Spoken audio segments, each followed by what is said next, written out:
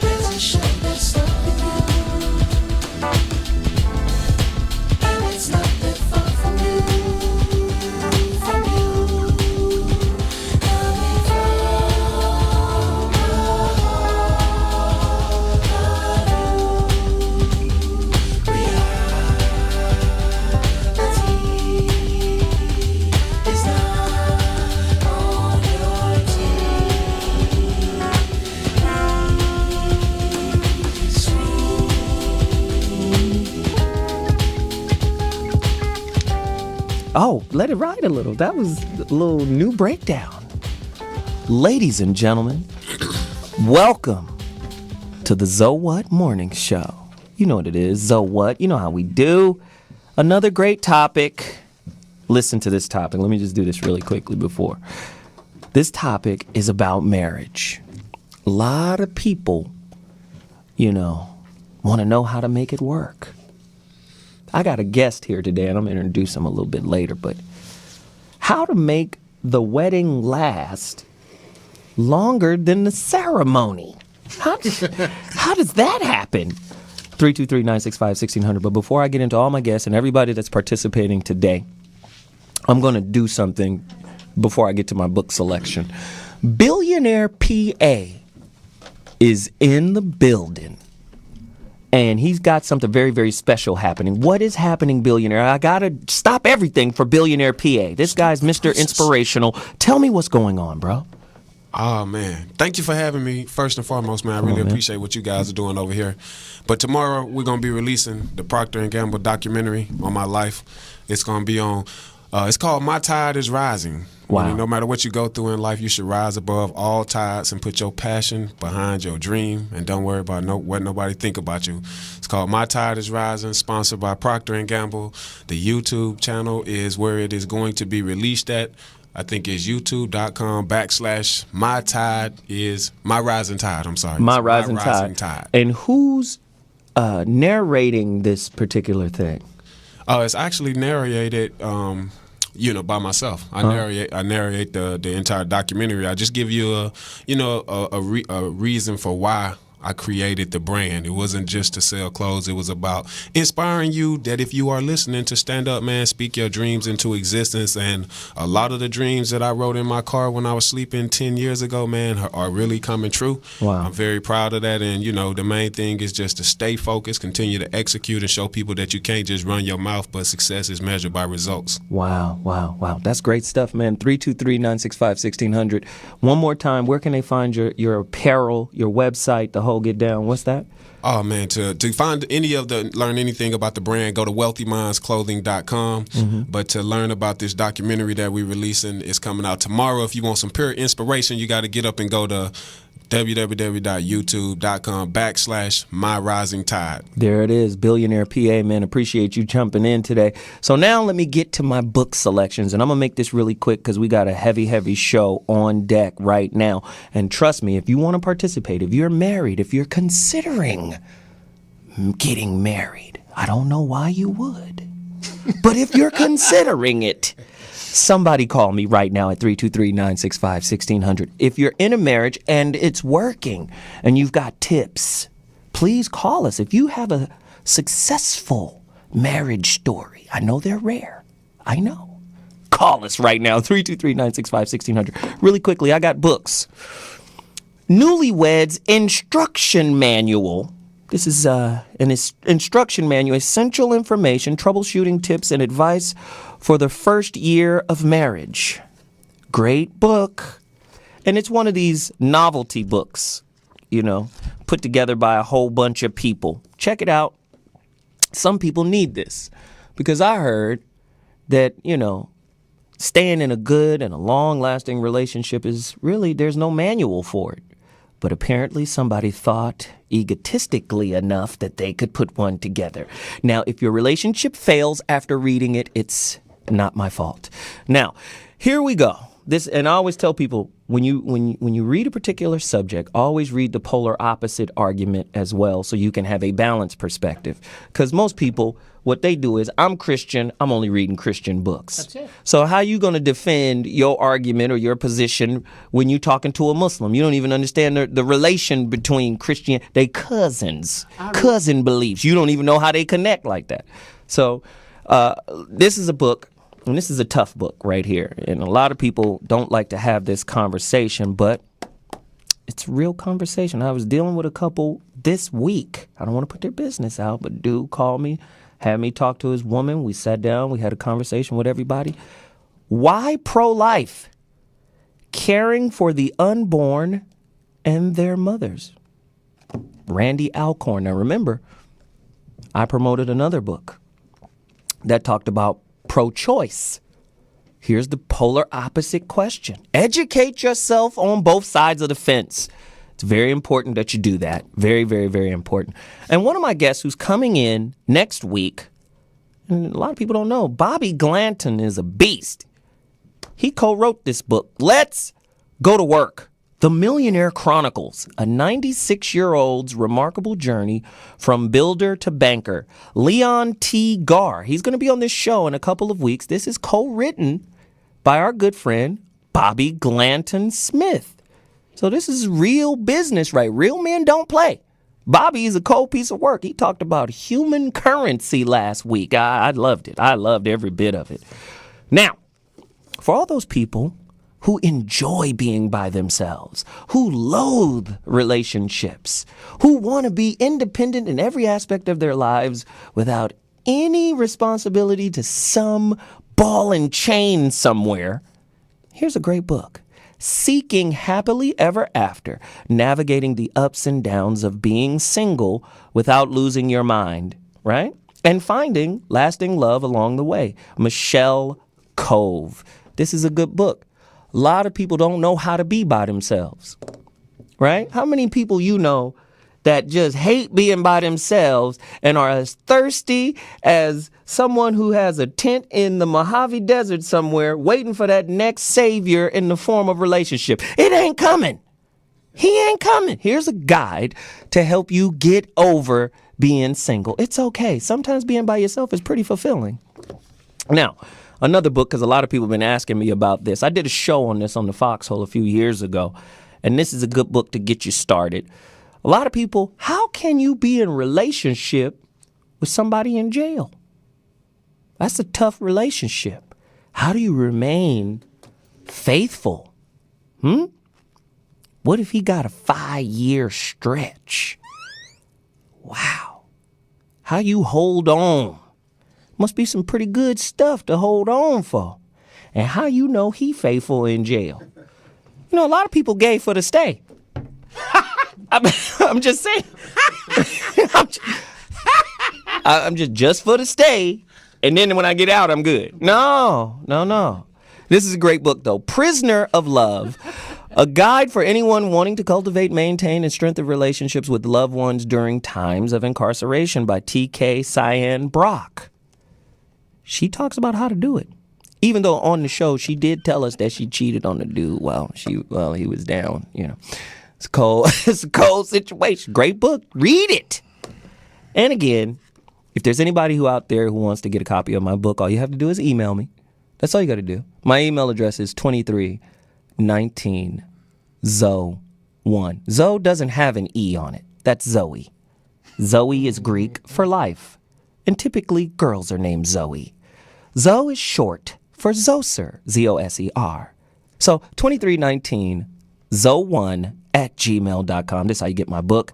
And another one of my guests who's in the building right now, I'm going to do his first book. We'll go to his other books when we introduce him. The Blueprint for Greatness, Inspiration 52, direct poetic messages that will enrich, enhance, and empower you to achieve success in business, school, and life. Author Jerome Vincent Carter. He's here with his wife. We're going to talk about, does anybody give a damn about marriage anymore? We got some real heavy people in the building. When I come back, we're going to introduce everybody and go in. Zoe Williams, Zoe What Morning Show in the building. We'll be back in 2.2. Get ready. We about to take off. I'll holler in a second.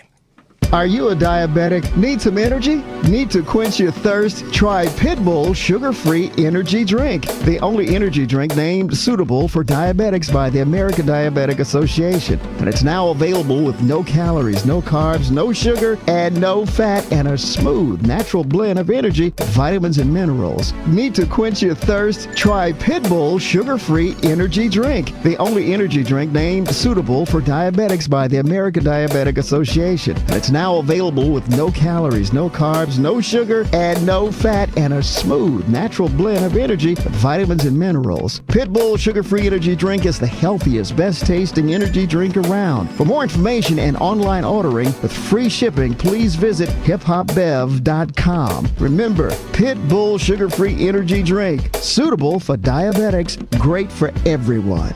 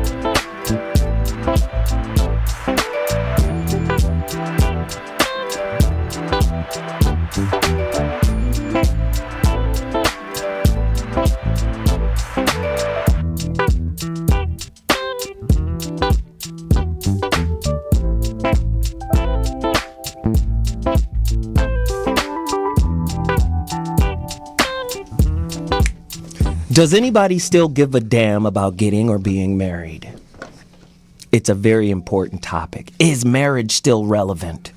Do we even need marriage to have an integrous, intelligent, upwardly mobile, successful family?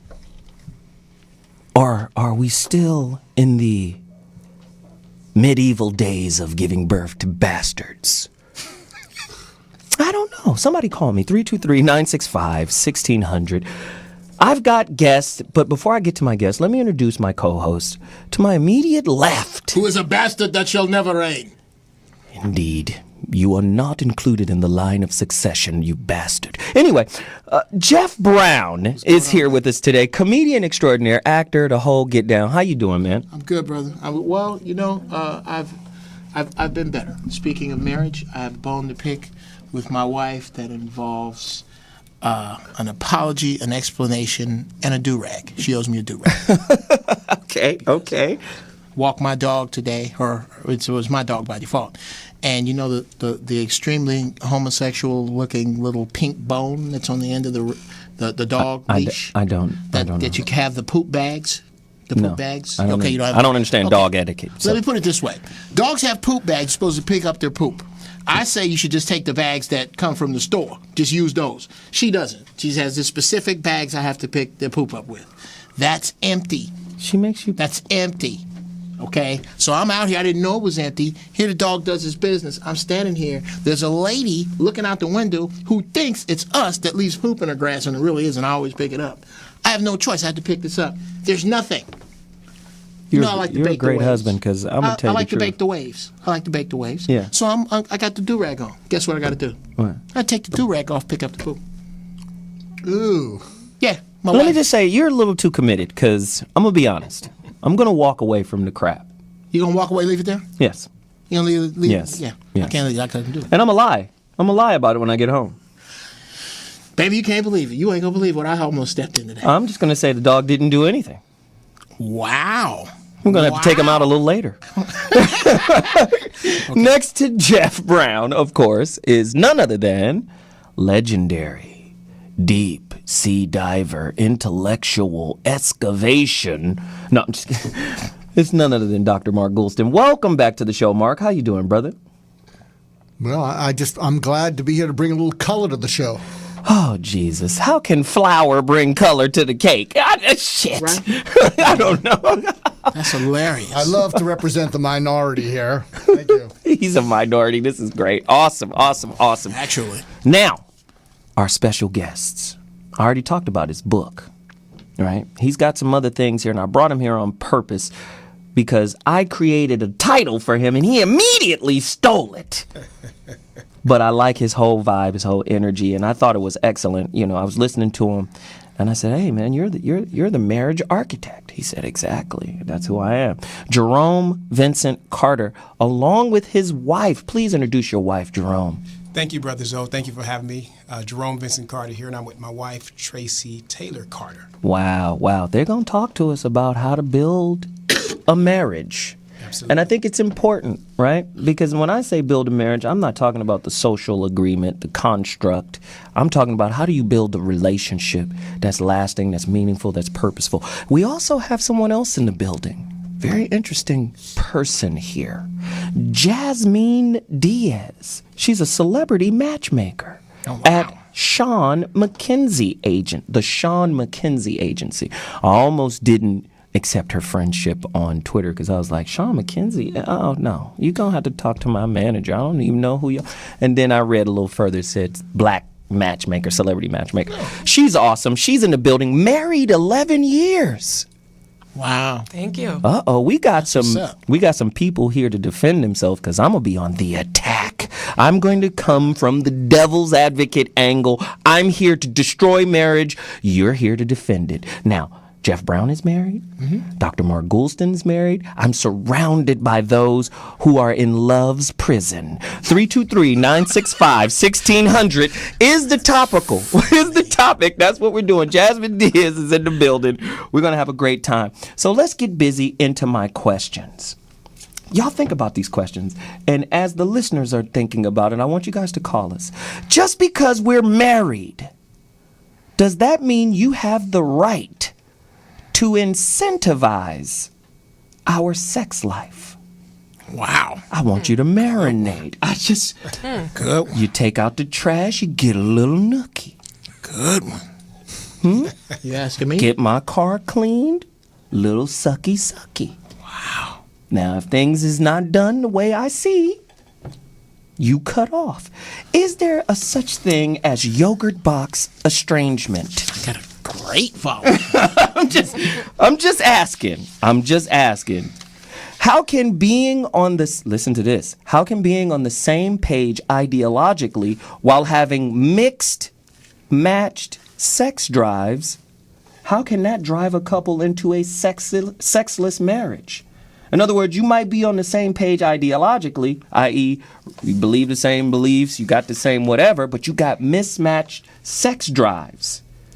She might think, hey, 3 times a week is too much. You might think 3 times a week is just getting started. Don't that lead to, I ain't getting enough? I might have to go down to the 35er and pick up some extras. The 35er? I'm just saying, 323-965-1600. It's hilarious. Now, this is real stuff. I mean, a lot of people, because people are always in flux, should marriage contracts be set up like pro athlete deals? Yes. We gonna marry, but we're gonna agree to be married for 4 years. This is a 4-year deal, and the 5th year is optional. Renegotiate. We get to renegotiate after 5 years. What about that? I'll do another 4, but your mother-in-law can't. She can't come with us. She can't come over. True or false? In today's fast food culture, is the vow of forever, till death do us part, a realistic expectations for intimate relationships and marriage? Forever? Forever? Ever? Really? Forever? Ever? I don't even know who I'm going to be in 30 minutes, let alone 5 years from now. Then you shouldn't be married if you don't know who you're going to be in 30 minutes. Most people don't know. Most people don't even know that they're changing and growing. Most people are unaware.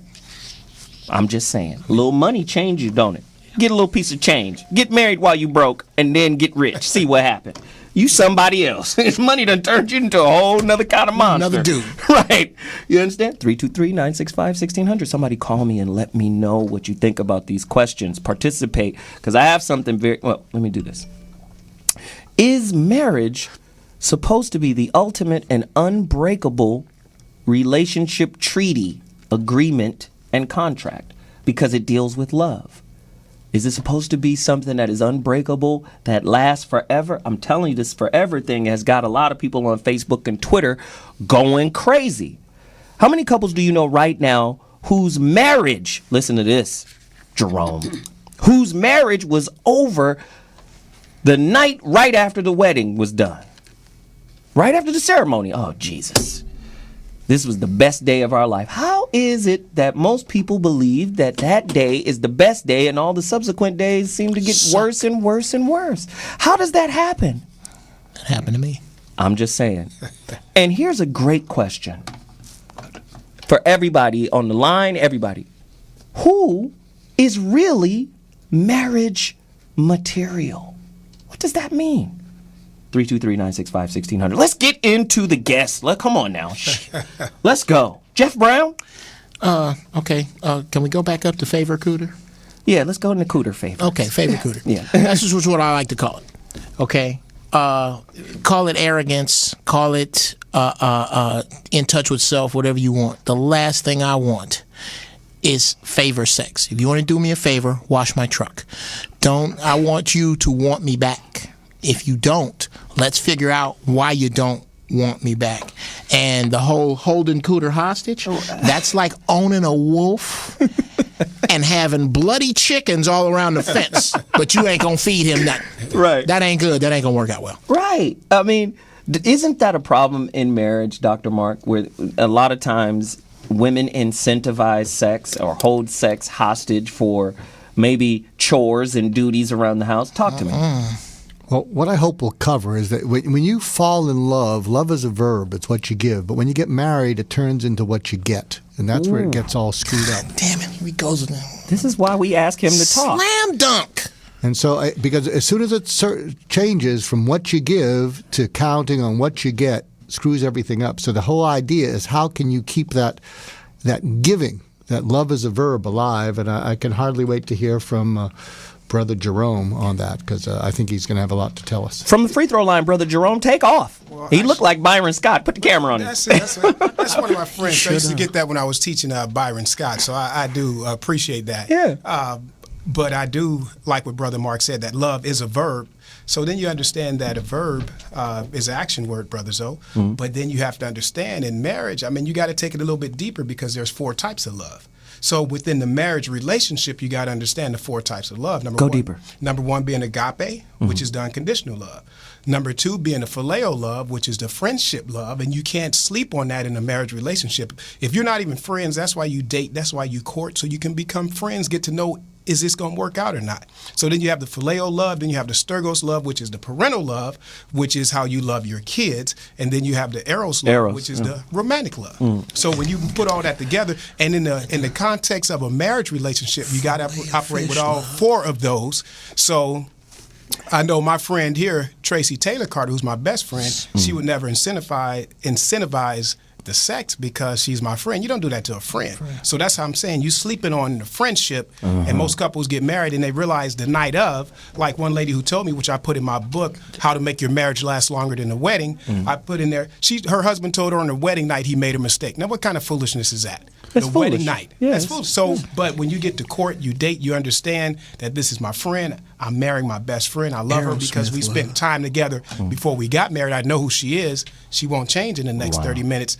Then you off to a good start. Yeah, and you put all that love into action. That's good stuff. Jasmine Diaz, our black celebrity matchmaker. Hello. Go deeper 11 years in. You know, I actually was thinking about the question that you posed earlier, which was in relation to whether the relationship lasts beyond the wedding. And I think that a lot of times when people get married, the relationship actually ended before they got married, but they just maybe perhaps didn't know how to break it off, and then they got married and then things fell apart. Right.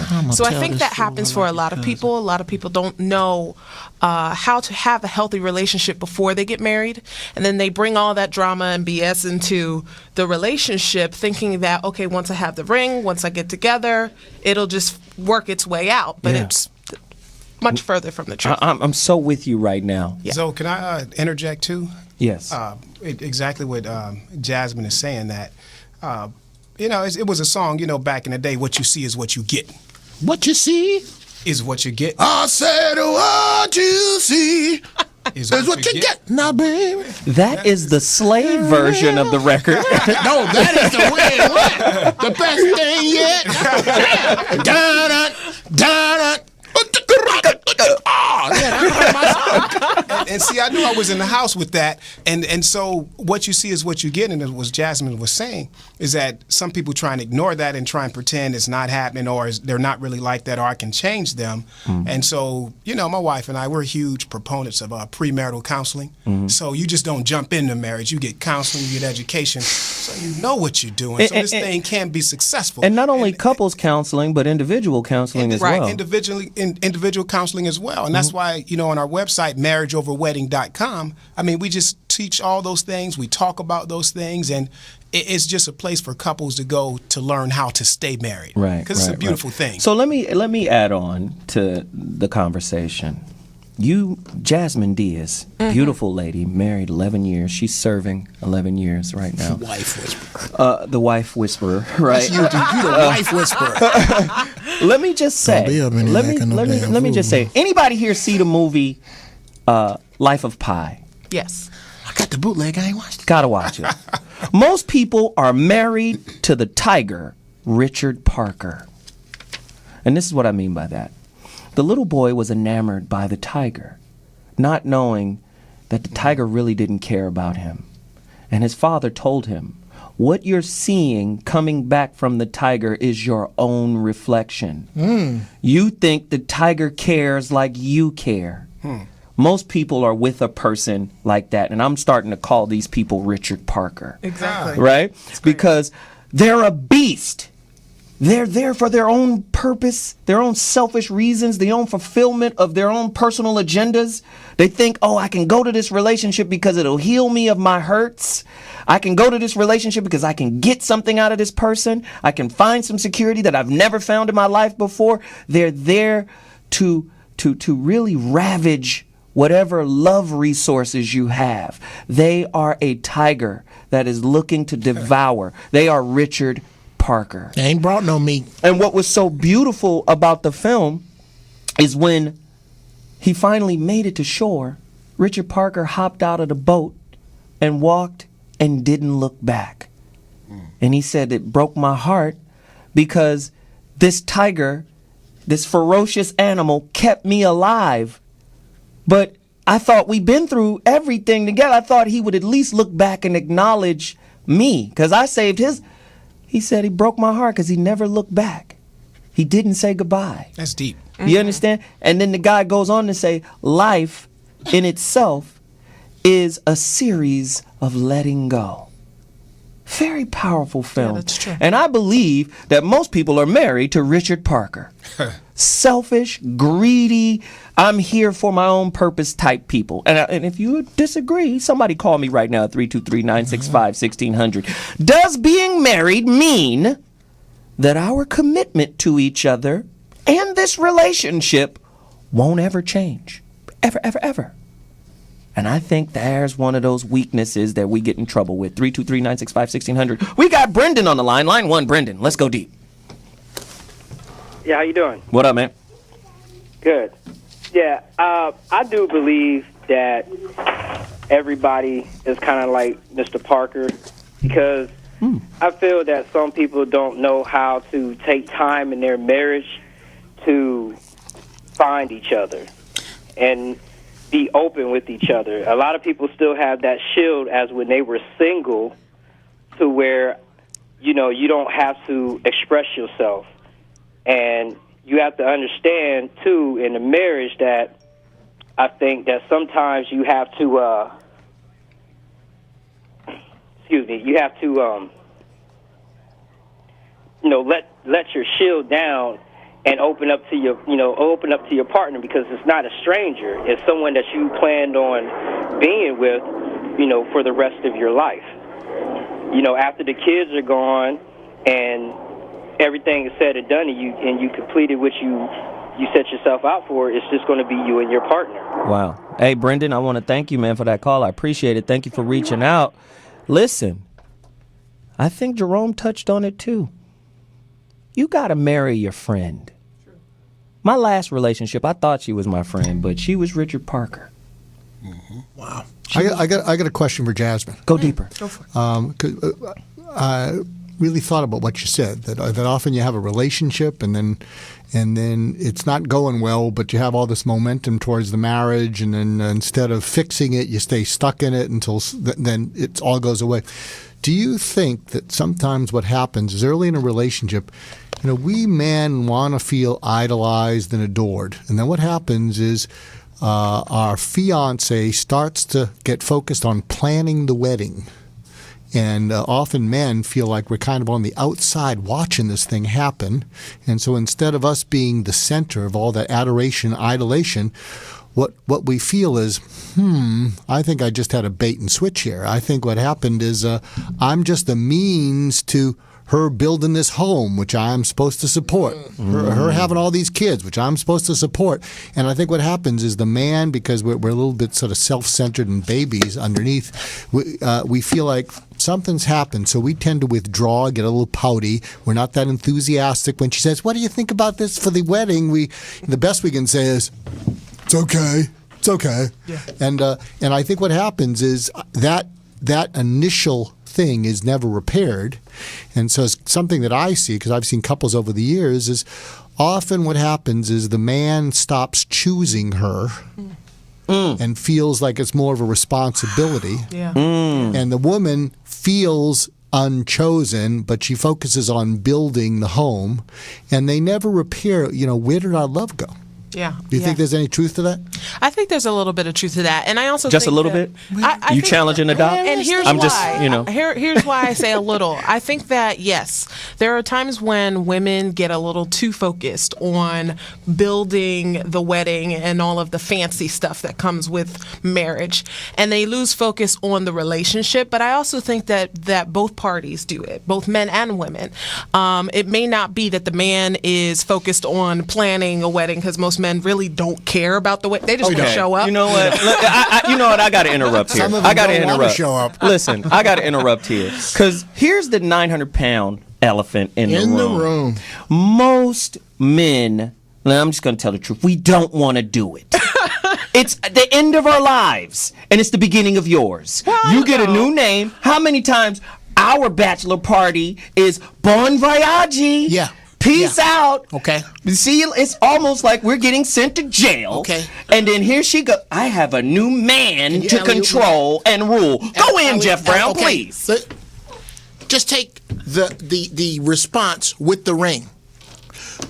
When you got married, with your fine side, I love your freckles, by the way. When you got married, you probably ran into a room of other women and went, ah! And they went, ah! No, you didn't do it. I know. No women do that. I don't know where I got that. Not the black women. The black women be like, about time, hell. Right. It was 12 years, shit. When a dude walks in the room and goes, you getting married?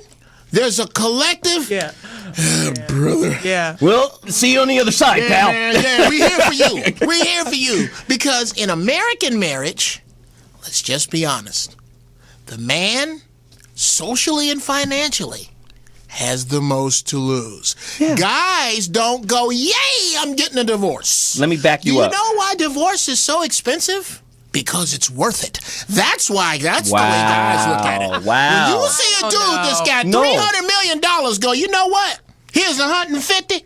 He's like, yes, that's worth being away from you. You can have it. Wow. I think there are some men that are out there that really do value that kind of relationship and commitment. So I don't want to say that all men don't want to get married, because I know that there are men that do. Let me tell you. You know who wants to get married? And the married men in here might, I'm sorry. I'm sorry if that was Spit it. They're neutered. Well, I have male clients that service, that come to me and hire They're just neutered. my agency to work with them. So I do know that there are men that are out there that are actively pursuing relationships too bad. and they want to be married. It's just too damn bad. But I definitely think that with regards to what Jeff was kind of saying, we were talking about the whole idea about whether or not people are ready, marriage material, which is kind of the thing that we were talking about earlier. There's no such thing. Well, I think that there is. Go deeper. Well, just in my everyday life, dealing with single professionals, I recognize that there are different types of people. There are those people who have themselves emotionally ready. They may be financially stable. They may be stable in other areas of their lives. And so I think that those people are marriage material. They're ready. They're available in every aspect, whether physically, mentally, all of I the just above. think those people don't know any better. Well, I think they're just dumb. Okay. Go deeper. Yeah, I want to go Jerome. deeper too, and it's you mentioned earlier as far as marriage, the contract of it, and see that's where we kind of. It's business. But that's where we kind of lose sight of it, because when you will go deeper on it, marriage is not a contract; it's a covenant. And when you look at it, the institution. Here comes the religion. There you go. The There we institution go. of marriage was established before. It was the first really institution that was established by God. It was the covenant between man, wife, and God. So when you take God out of the equation, You then telling it me is there just was a marriage ceremony in Genesis? Because I missed that. Oh, you did miss it. Yeah, go deeper. And there were a few other things in Genesis before marriage, like the concept of days. Right. It was. So the first agreement was not marriage. No, I said the first institution. He said the first institution. A day is not an institution? Well, I still think an 24 institutionalized hours mind a week? is a stagnant mind. I believe that. Well, we So- can get caught on semantics, but you got to understand within that marriage covenant, it was God, it was the man and his wife. And so when we make it a contract, then you are going to lose sight. But when you understand that marriage is a covenant and it's not something you just do just because everybody else is doing it, then you make sure that There you you're go. prepared physically, mentally, spiritually, that you guys are on the same page. Man, because this is not a sprint, it's a marathon, it's a lifelong That's a journey. great point. It Most guys get into it, they thinking it's a sprint, and then when they get past the 100-yard dash, they don't realize they got 26 more miles to go. They signed up for the wrong event. That's So true. you That's ran right. track, you know That's that. right. You don't sign up for a sprint when you're in a marathon, because you're gonna lose every time. That's So it's a right. whole mental I mean, it sounds shift good. on it. It sounds good, but, But so as a makes mature man, Makes sense. It does make sense. I didn't say it didn't make sense. Hey, It Brother just sounds Jeff, good. As a mature man, if the most mature thing I can do is get married, and I got to be ready for that. It's not for a little kid. It's not for the faint of heart. It takes courage, because it's going to be work, and it takes stamina. Well, it takes just like courage.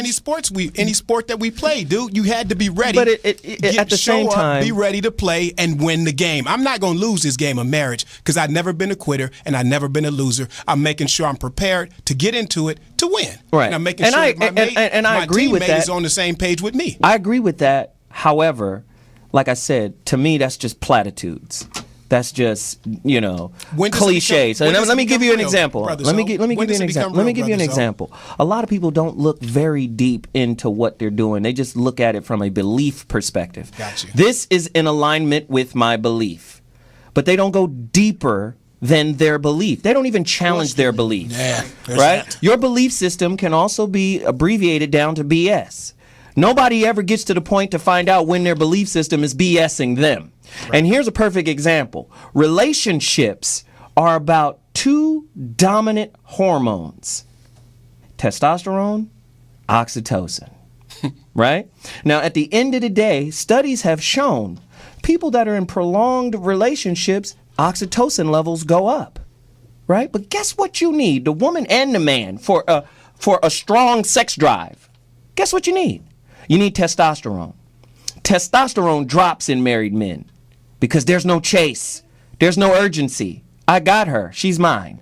Your testosterone levels drop. That's why So you does gotta your keep mental going. clarity. But guess what? You gotta work out. Let me finish. Your break it down, Let me brother finish. Jeff. Let me finish my You gotta work point. out. Let Do me some sit-ups. let me finish the point, and then you guys can chime in. But this is something that is pervasive across the board.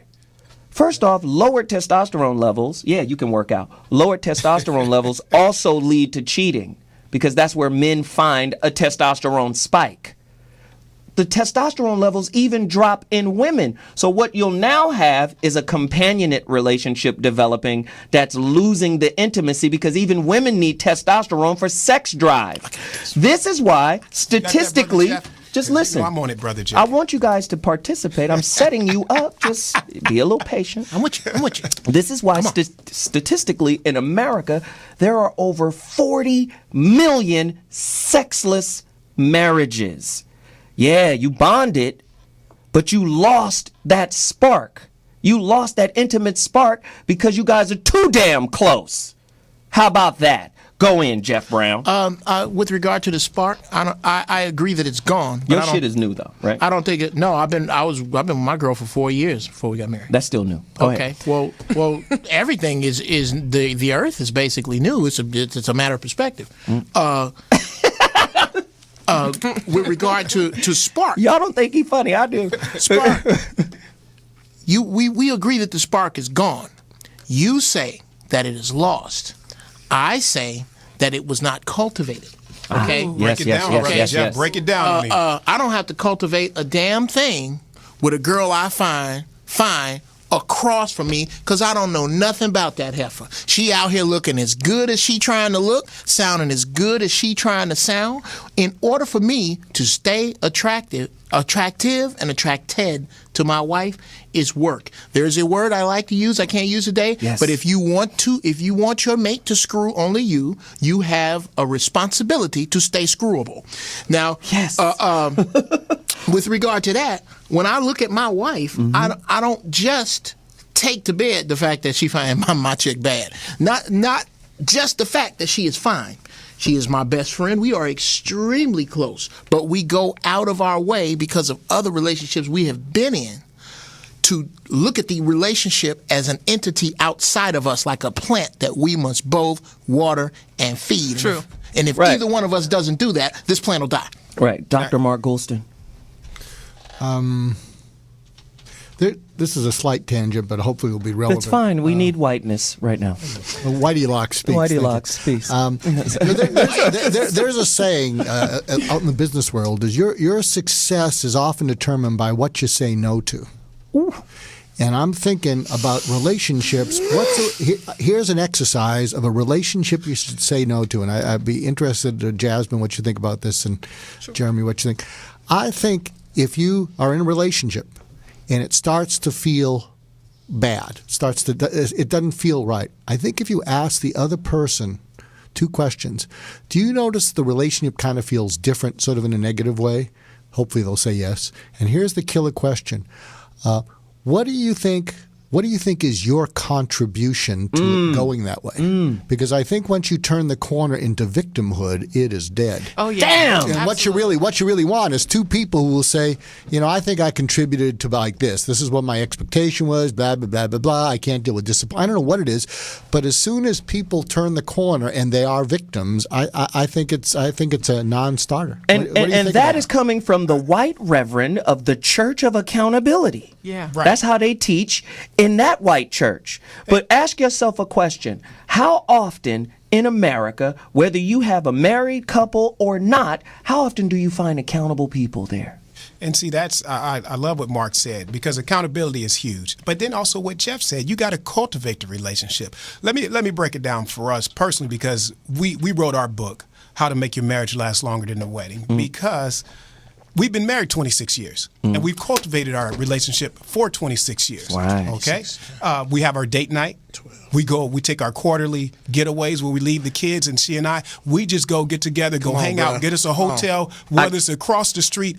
Me and my baby, we get across the street and we hang out without the kids, without the interference. We do that every quarter of the year for 26 years. We've attended marriage seminars. Every year we've attended a marriage seminar or marriage retreat. Our couples get together just to keep everything in perspective. You gotta cultivate what you're doing. So that's a great point. That's a great point, Jerome. This is what I'm gonna do. We're gonna take a quick break, but when I come back, I know y'all been to hell. Good relationships go to hell and find a way back. They do. Let's talk. Do you about understand? See, we need to talk about going to hell. Because everybody can give us, and you work and then you have each other's back, and everybody can give us the cornball. I want to know the dirt and how y'all got out the dirt. Because most people quit. Yeah. Am I In the lying? dirt. Is it not easier to quit? When you get to hell, I got to take this break. You can't answer. Tell him, Jeff, you cultivate the dirt. That's what I'm saying. Hold on. Can I set you up? You don't even want me to set you up. Byron Scott is crazy. We got to do something about Byron Yeah, Scott. Byron, you can't play during the timeout. Damn, Byron. Byron playing the timeout. They done blew the horn.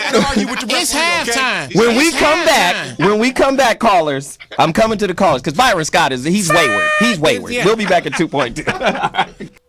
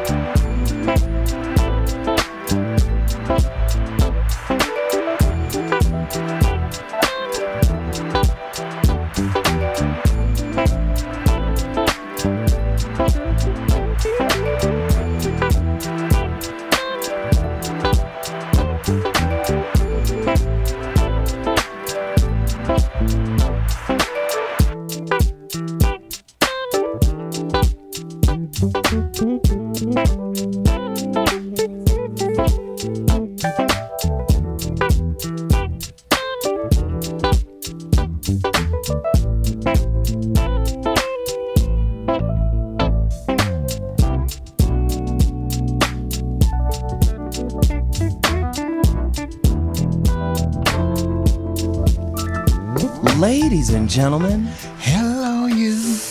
woo, Hello, me. I'm just gonna say, man, this is a hell of a topic, man. Marriage. Does marriage look more like a corporation, a business deal right now than it does? See, I'm just saying, I believe that all relationship is a spiritual school. And we live in a capitalist corporate society that makes us contentious and competitive.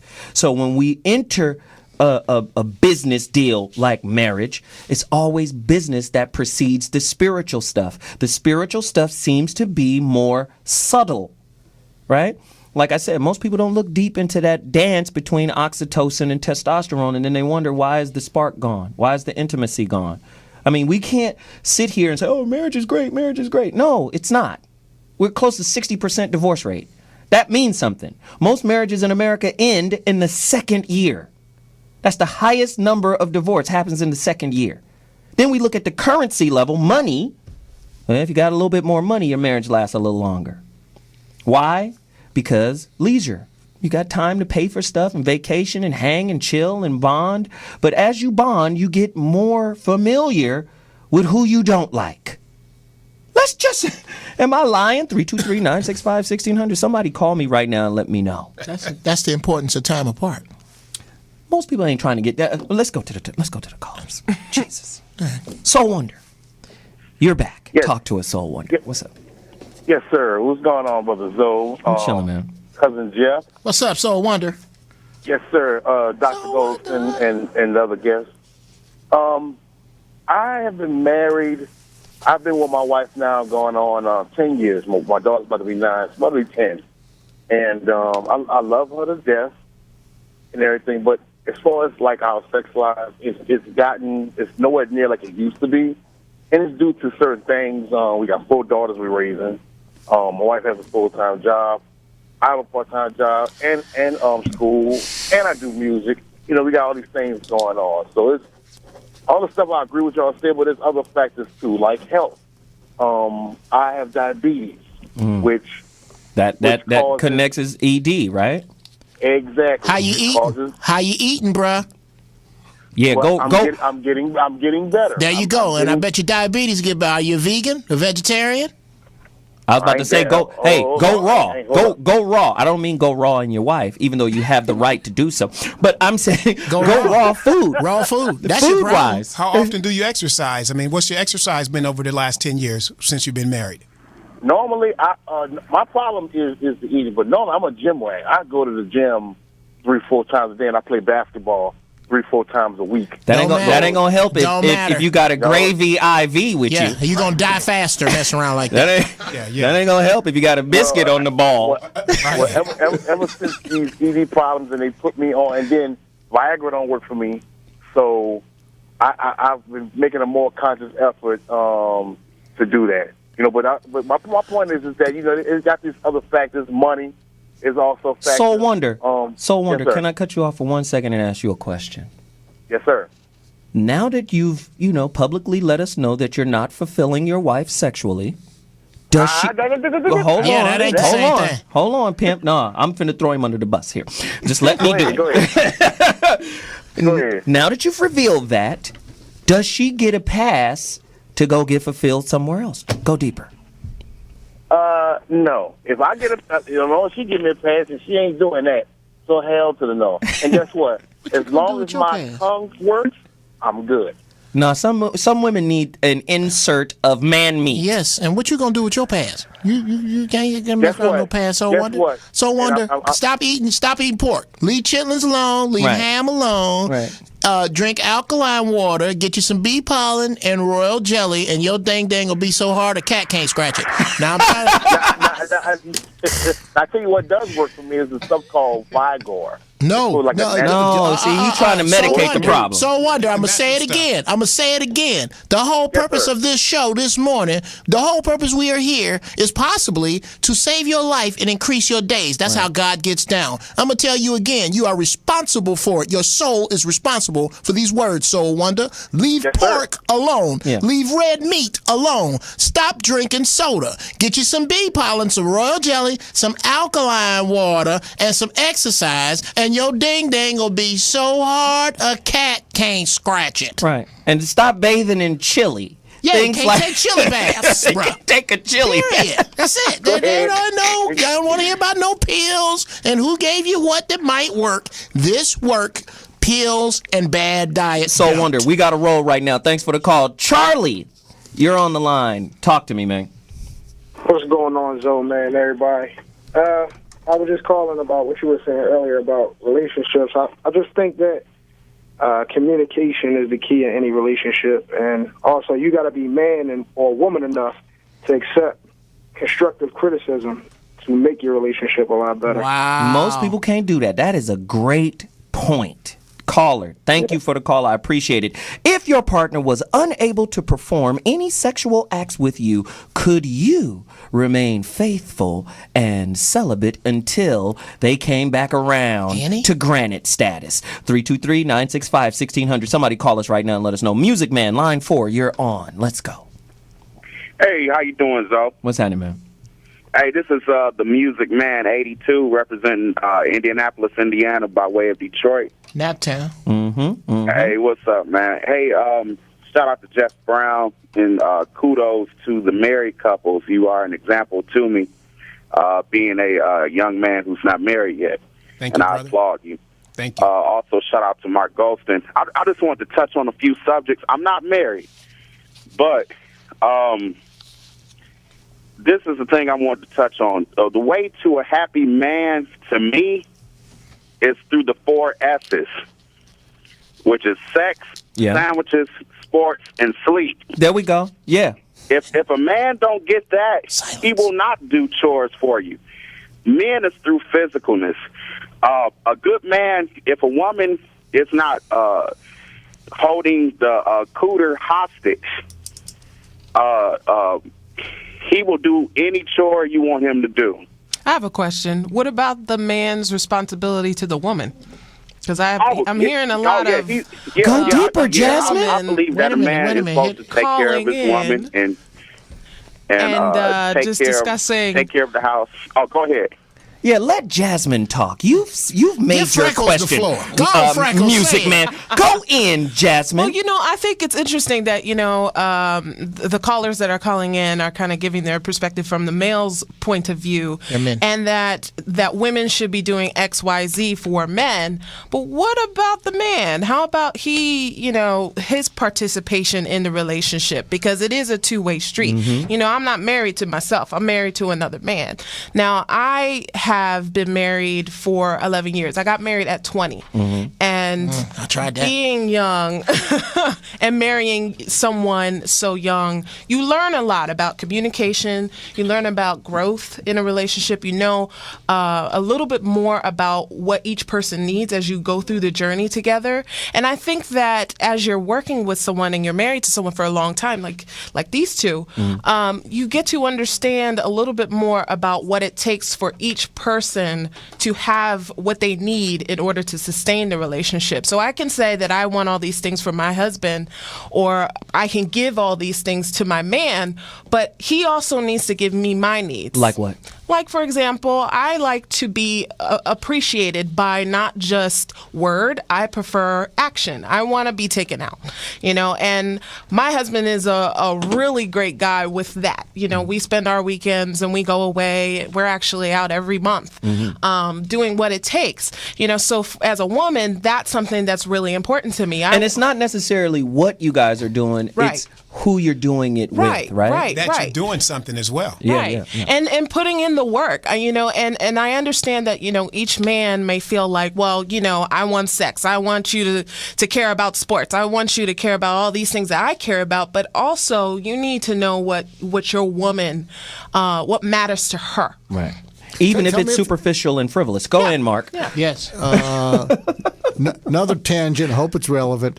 Do you think that a lot of women want to focus on building a future together, and it scares the heck out of man because it feels like too much responsibility? And so what happens is often a man will promise the future to a woman to win her over, and then when she tries to collect on that future, so when are we going to do those things? He says, "Hey, stop pressuring me." But I think a lot of women, they say, there's a natural thing. I want to build a home. I want to build a nest. And it's not even greed. I think it's a desire. And that's part of estrogen, not oxytocin. That's the wanting to build a nest. And I think what happens is a lot of men, to court a woman, they will promise those things, and then when the woman says, those things you kind of said when we were dating, it's been about 6 years. It was a lie. When's the first thing going to happen? And then the man says, "Stop pressuring me," Right. and it's almost like I've gotten all the milk. There's a saying that men want to keep women the way they found them, and women are always trying to change men for the better. See, I think that's where you get into a little bit of trouble. I believe that, you can't change anybody. And I think if you understand that in a relationship, you're so much better off than thinking, okay, well, here's this man. He might be broken or he's on his way up, so to speak. I can fix him or I can mold him into this person, when in reality, if he doesn't want to be any better, then obviously he's not going to take Jasmine, the you are saying something What very, you see very is powerful. what you get. She Well, is that- saying and that something very person- powerful. She's saying something very powerful, and I think we have to pause a moment to really absorb that. Because what she's talking about is the way of acceptance. And we've said this many times on this show before. Women need to stop dating potential and their ideas and their agenda. If you're not connected with the authentic person, you're dating a concept. You're married to a belief. True. And my point is this, to me, don't invest in my future. You're married to a hard head. Invest in me. Yeah. Because when you connect now. to me, Yeah. then you're not surprised by anything. Because you know who and what I am. And this is why I tell women, stop putting behavior over intention. Because intention is connected to intuition. See, you can connect to a dude's intuition or intention by being intuitive, by saying, Yeah. I know what you're doing, but I feel that it's not genuine. I feel how you're doing it. Listen, I feel how you're doing it. And most women are connected intuitively, but what happens is they ignore that until they don't get what they want. That's because they're dating an idea, a concept, a belief. And when I see those type of women, because I had to learn, those are Richard Parkers. Those are animals. And sometimes people get caught up in the dream. They get caught up in the idea of having the fence, the house, the car, the babies, the everything. And so when that happens, they get, the relationship gets lost. Go ahead, Jeff. Wow. Okay. Back to women's intuition. I refuse to believe that there is a man or a group of men who are these super smooth, super slick, super faking out cats that are Jeff. getting around the thing that God gave you that no man Say that, has, Jeff. Say which that. is your intuition. What it is that y'all know how to, for whatever reason, the way he looked, the way he put it down, 26s on his truck, Right. for whatever reason, y'all know how to turn around and turn that switch off. And it ain't off. Right. They just push it in the back. It ain't off. They put it on mute. They put it on. Girl, you know he ain't nothing. His mama told you You he ain't shut nothing. your damn mouth. His sister told you he got ain't money. nothing.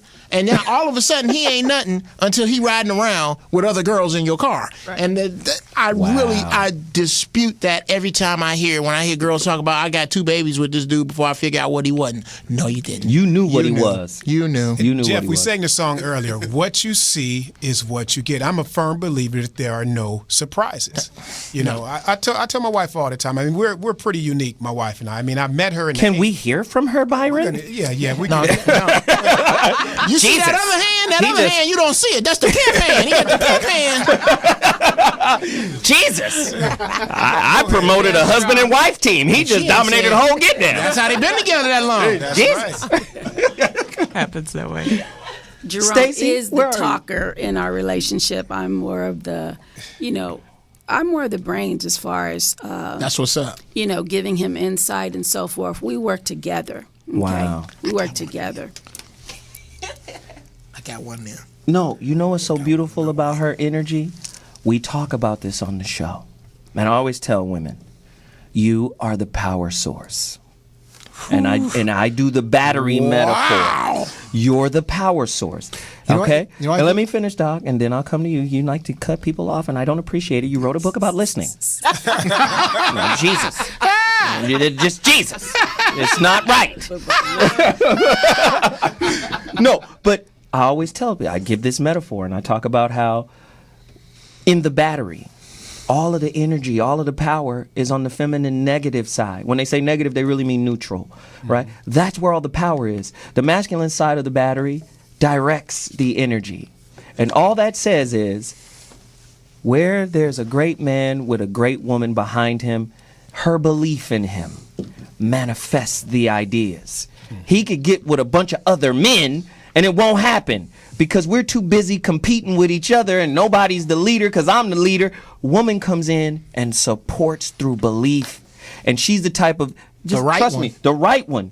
She's the type of person that can see the idea and go, okay, this is a little out of alignment. Let me show you how to get this back over here. Wait a minute, you missed this step right here. And next thing you know, you see your whole vision coming together because she put the power of belief and organization in it. Dr. Mark. And wait, Dr. Mark, and then you. Okay, thank you. I think what we're watching on this side of the studio, the two of your relationship, I think this is real special. And you tell me whether it's true. I think the magic between the two of you is, Jerome, you respect her and she admires you. Wow. And you both accept each other, but respect and admiration are not the same. But as I'm looking at the two of you, that's what I see is you really respect her, that she's got both your backs, and she'll stand up for that, and you respect that. And I could see that she admires you greatly. And so there's this great sense of appreciation, but it's not exactly, appreciating each other for the same thing. But does any of that fit what I just said? That fits absolutely, Mark. And we've always been a team. And Tracy's right. I have a lot of ideas. Tracy's the dot the I's and cross the T's. See? And I love that. And Brother Zoe, you said it. But then look at this. I want to comment on what Brother Jeff said. Now, I met Tracy in the 8th grade. I didn't say we dated in the 8th grade. I said I met her in the 8th grade in English class. I mean, who dates in the 8th grade? Y'all were together. You know how it works. You check the box. Hi, Tracy. Right here. I'm going to be your husband. Just do your homework and everything will go. But then we did start dating in the 10th grade. And we were just driving the other day, and I told her this. It's a lot of pretty girls. We grew up in L.A., and so dime a dozen. A lot of pretty girls. But I knew I was looking for attitude. So, Jeff, just like the woman knows and she can turn it off, the man knows what he's looking for. Absolutely. And he tries to turn it off because she looks fine or she's this, that. No, she got a stank attitude. No, she ain't right, but she's going to be my girl. I told her. I bypassed a lot of girls because the attitude, because something I saw that wasn't for me. But with Tracy, I'm like, this is a cool young lady. This can be my girl. And that's when we started dating. We dated. So we dated. Saw peace, bro. Exactly. And that's what you want. Saw peace. But see, I didn't ignore it. I didn't ignore it so I can get a peace. Yes. When you get grown. Yeah, that's what I'm about to say. When you get grown. That's good. But see, that's a grown man thing. I will take some peace over a piece any day. Thank you. It was a time. It was a time when my penis was in charge. Right. Okay. I would drive over there, Jeff, to San Diego in the rain with no windshield to get some cooter. Right. Now that I'm grown, oh my God. With no windshield. Cooter and silence. Cooter and silence and solace. That's what that's real man talk. The analogy I like to make, and anybody who knows me knows it, I'm a runaway freight train. I mean, all the time, runaway freight train. My wife is too smart to get out on the tracks. She don't do this. Right. She just lay the tracks where she want the train to go. Right. Wow. That's why I have not been late to this or anything else since my wife had a very simple talk with me about punctuality and not respecting it being beneath me. She didn't cut me off. She built you up. Dude, I'm telling you, those women exist. My wife single-handedly restored my faith in black women, the judicial system, and God. Period. You thought they was all against you at one point. Yes, sir. When you get the one, well, actually, one of them still is. When you get the right woman in the right place and you look for the right things, that's who you're supposed to marry. And those are principles that we put as Zoe called us, the marriage architect. And in our book, How to Make Your Marriage Last Longer Than the Wedding. Those are the principles we put in. So if you're single, if you're married, and you want to get to that point, you can do it. Marriage is a beautiful thing when it's done right. And we just haven't been taught. We've been taught how to drive a car. We've been taught how to build a house. We've been taught how to do everything. But nobody sits you down and tells you it's a right way that you can build your marriage, that it will last, and it can be all that you want to be, and it does not have to end in divorce and heartbreak and tear up your kids. Well, here's one thing I want to say. But go ahead, one thing Jasmine. I did want to interject about marriage is that it is hard. It is not easy. It's hard as hell. And it's not for the faint at heart. And I think that people do give up way too easily today. I haven't been married so long.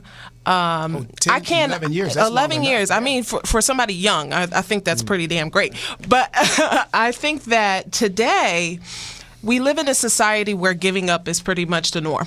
Right. You know, we can't think far enough to commit to a job. We can't commit to really anything that we put our minds to these days. And so it's easy for us to just say, okay, this relationship's hard.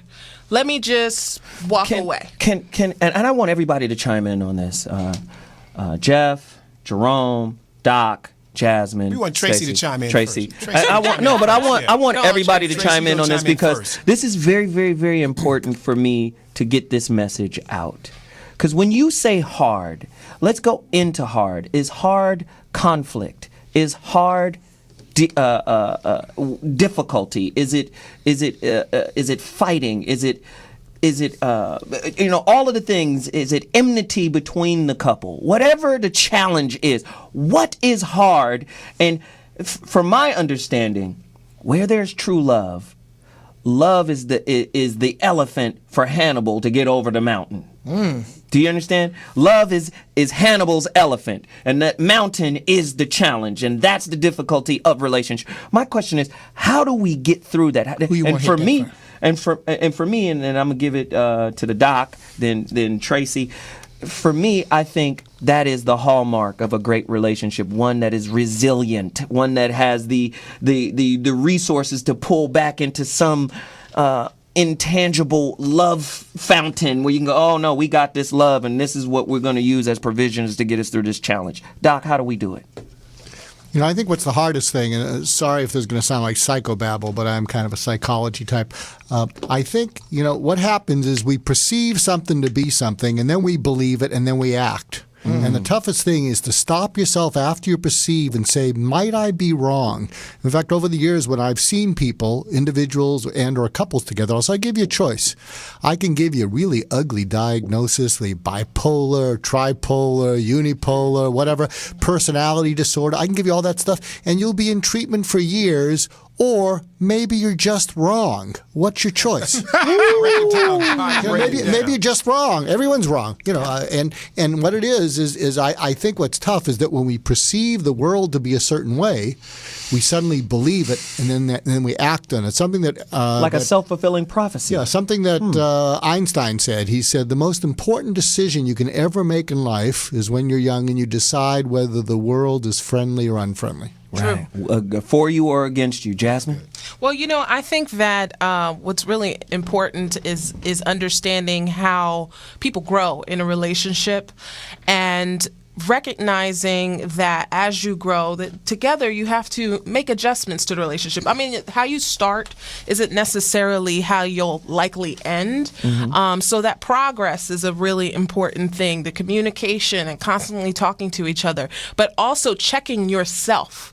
Because I know with how I started when I got married at 20, I was a wreck. I was throwing things when I was getting angry, and now I've learned to communicate better. I've learned to be a lot more patient. I've learned a lot of things, but that took me doing my own work and recognizing that it was something that I needed to do to make my relationship better. Back to the religion of accountability. Yes, indeed. Which is not widely practiced amongst women. Yeah. Go deeper. Accountability is I think just a natural part of being in a relationship, and it takes two people saying, you know what, I am flawed.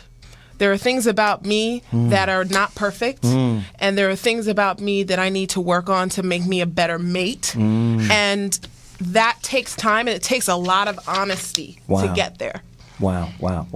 Go ahead, Tracy. I can see you around the corner. Go ahead, Tracy. So what I see a lot in relationships these days is competition. Wow. Go in. Please go in. That will definitely give you conflict in your relationship. I'm better than you. I look better than you. I can do this better than you. I can run faster than you. I can cook better than you. My family's better than your family. Exactly. Right. My family's wonderful, and yours is just a bunch of fools. Right. And it's like, how in the world can you be on the same team and then be in competition with each other? Wow. That's opposite of each other. True. Wow. You should be on the same team. It should be us against our families if you want to do that. Right. And do you guys have a fence outside your relationship that borders the relationship, like just imagine a big ass yard, right? That the family and all them is on the outside of the fence? And you establish that right in the beginning of your relationship. It's not a matter of we're going to always go over your mom's house. We're going to always go over your family's house. Your family's going to come over here. Right. And we're going to have Christmas or Thanksgiving at our house. If they want to come, that's fine. If they don't, that's on them. Okay. And Jeff, let me say. Then back to you, Jeff. Go ahead. Let me say, and not only that, within those boundaries and within the fence, if my mom or my family does something, it's not my wife's job to go and tell them, hey, y'all tripping in our household. Since it's my family, I go and say, hey, look, Mom, Dad, when my dad was alive, look, my wife and I, we got this. We handling it. We don't need this, that, the other. I speak to my family. She speaks to her family. So they don't become, well, your husband's tripping on us or my wife's tripping on them. I always have my wife's back. So if it's something that goes down with my family, my brothers, my sister, I speak to my family. Y'all need to chill. Y'all need to kick back. This is coming from Big Brother. So we put those limits, we put those boundaries there so no one crosses them. And if I do have to cross them, I'll talk to my family. She talks to her family. But I just want to add really quick to what makes marriage difficult. You don't want to do it quick, Byron Scott. You don't. You're not quick, Byron. You just want to do it. We've already stereotyped you. Okay? There's a lot of wind in your sails. I'm going to make this Exactly. Go ahead. I'm going to make this three-pointer at the end of the third quarter now. But it's priorities. What makes it difficult is priorities. When my priorities are out of whack and my marriage is not a priority, then everything takes precedence. Everything else falls that way. That's good. That is a three-pointer. I got to go hang out with the boys. I got to go make this business trip. I got to go do this. But the kids need me. The wife needs, but they're not a priority. That's what makes it difficult. Great. Yes. Jeff Brown, finish it up. Quick, Jeff. Let me put these two monsters out. All right, one, and they gonna jump out in the room and they might bite some people. One. And it took my wife a little bit to wrap her brain around this. My family is my wife and my children. Say that, brother. Everybody else is relatives. You guys are visitors. Okay? Y'all relatives. This is my family, and I love my relatives. But once you connect with this other person, if it ain't nobody but y'all, that's the family. And that's where stuff gets screwed up with regard to nobody is allowed to walk in my house and disrespect my wife or my family or my home. And I don't care which side you're on. If it's on her side, I'm hollering. If it's on my side, I'm hollering. I'm the leader. Two, those things you said about I'm smarter than you, I cook better than you, I look better than you, those are all weapons. It's a question of who you gonna use them weapons on. Okay? No, it's ounce. Who you gonna use them weapons on? Okay? If I'm the better cook, then I am the one who cooks for us. If I am the more persuasive one, then I am the one who does the persuading for us. I don't use those weapons on you. And you know what's beautiful? Before we take this break really quick, you know what's beautiful about everything that's being presented here? We're actually laying down a loose blueprint. Break it down. Because most people don't even know this is how it's supposed to go down. Right. And that's the purpose of this show, is to lay down a loose blueprint. Because, again, I see so many people that are advised by fear. Fear is their advisor, right? And that's how they make choices and decisions. And you cannot go into the temple of unconditional love and marriage in fear. It will contaminate all that you touch, including your marriage, including your relationship. Let me give you an example. A lot of marriages break down because the two individuals are so codependent upon one another that they're no longer individuals. They don't have a separate life, a separate idea, a separate concept. So how many times have you seen a group of friends that you've had longer than your marriage, longer than your relationship to the person you're married with, wither away because of the fear of your partner? Somebody go deeper. 323-965-1600. We're taking a break, and when we come back, we're going to deal with it. Who gives a rip? Very good. Good. About. Good at it. Jesus, I wanted to say it. Ooh, I know how you feel. Who gives a guy? Some words I want to use.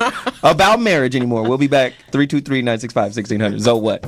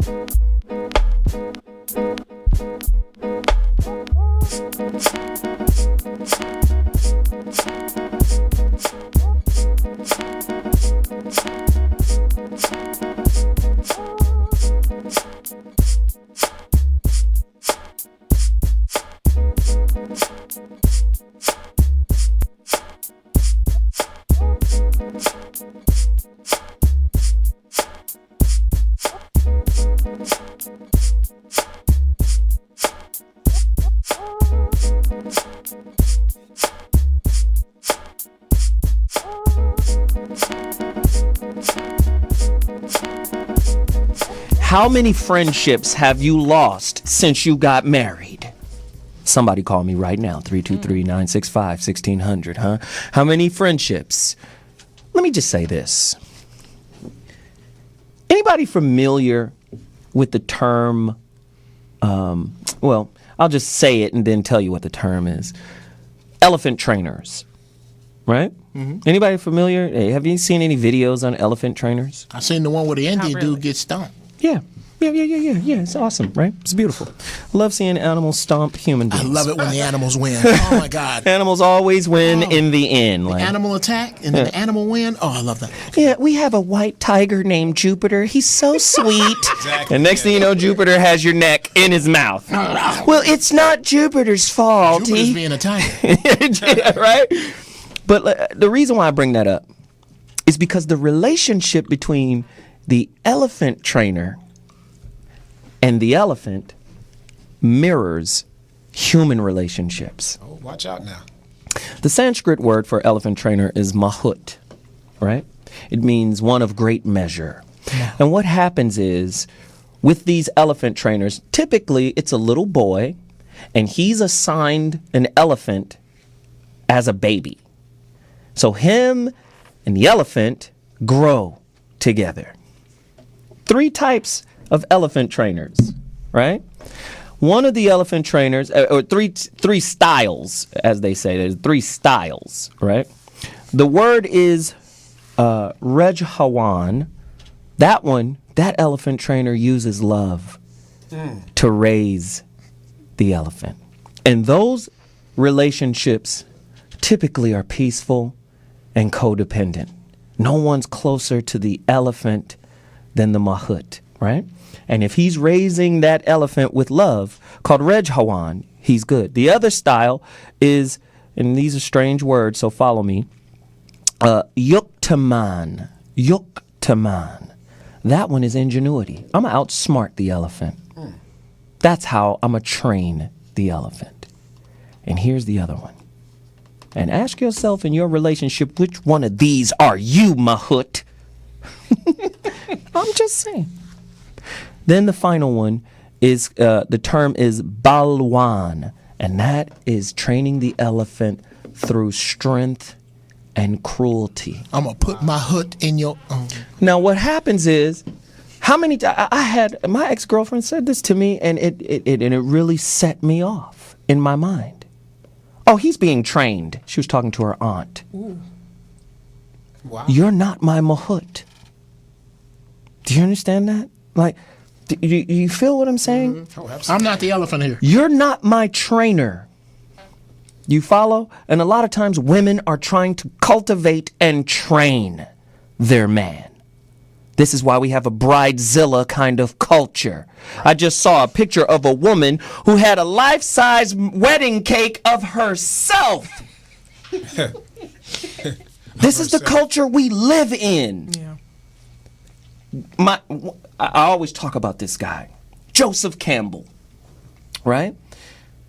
Incredible philosopher, historian, master of cultures, world culture.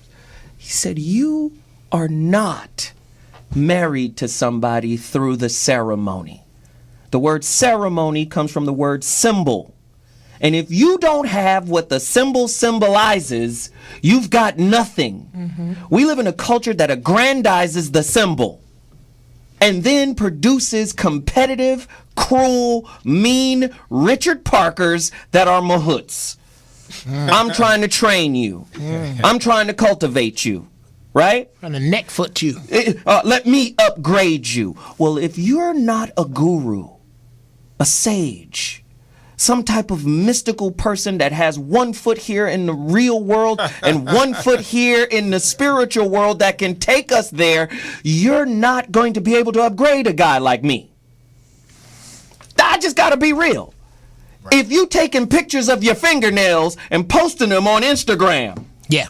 Or if you got 35 pictures of some high-heel pumps, or if you live by yourself in a 2-bedroom apartment and one of those bedrooms have been converted into a closet, come on now. And your baby sleep in the living room on And the you couch. gotta want to be upgraded. How about that? I'm just saying. No, upgrading comes from within. Yeah. It does not come from without. My partner can't upgrade me.